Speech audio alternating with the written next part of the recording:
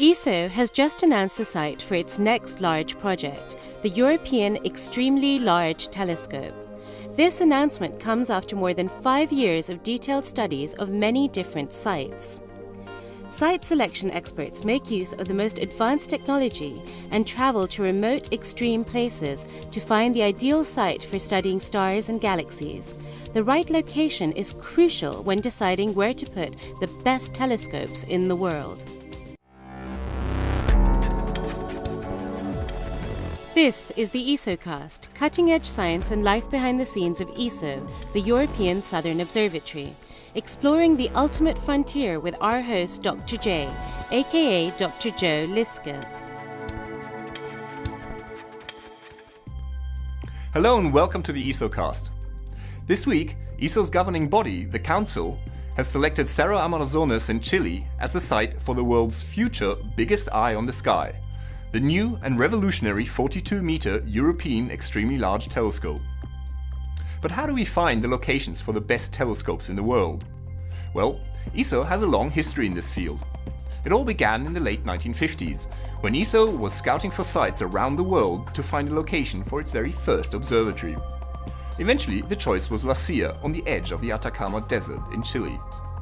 Later, in the early 1980s, the hunt was on to find the perfect site for the Very Large Telescope.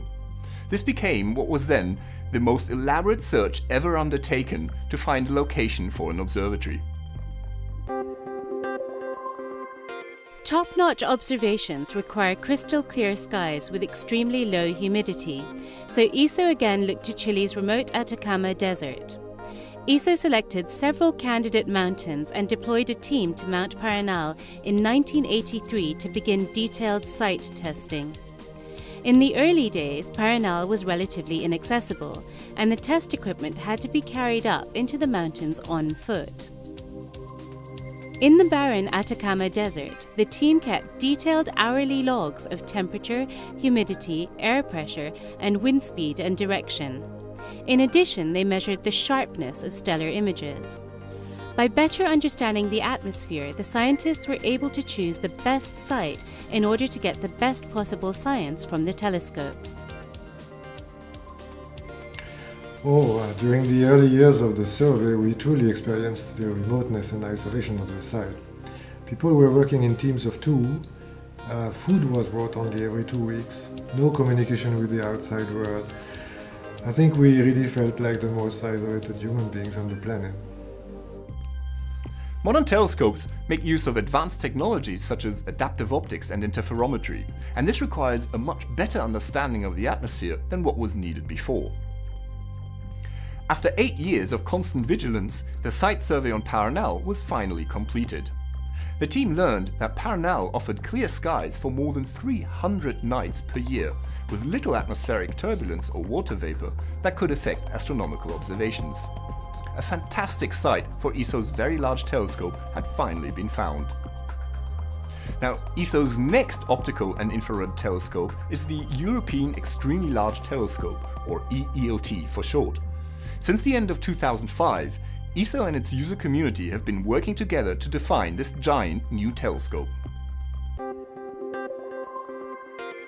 The E-ELT will be a revolutionary and powerful telescope which calls for a location with exceptional atmospheric conditions. Search teams must also consider many other issues. Where will the more than 150 staff live? Is water and electricity readily available?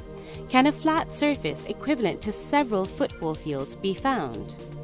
Does it have the necessary infrastructure to allow for the transport of 1,000 shipping containers? Over several years, the E-ELT site selection team, with the help of the community, has been investigating different sites in several countries worldwide.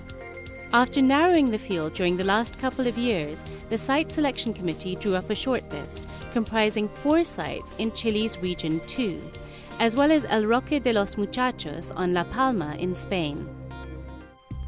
As for the VLT, site testing for the E-ELT is a Herculean task, and it really demands the utmost dedication from all of the scientists and engineers involved. have to work at high altitude in bone-dry conditions under the blazing daytime sun and in the darkness of night in order to collect the data that is so vital for the success of the next generation of telescopes. Now, since the time of the VLT site testing, there's been tremendous progress in remote sensing techniques using satellites and automated equipment on site. This provides the scientists with an enormous amount of data and also significantly reduces the amount of time needed for fieldwork. The technical report concludes that of all the sites shortlisted, Cerro Armazones near Paranal stands out as the clearly preferred site because it has the best balance of sky quality across all aspects, and it can be operated in an integrated fashion with the existing ESO Paranal observatory. Armazones is an isolated peak with an altitude slightly above 3,000 meters.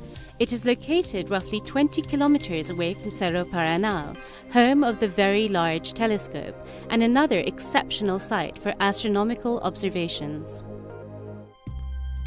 Finding the best site for an astronomical telescope is an exciting and demanding task.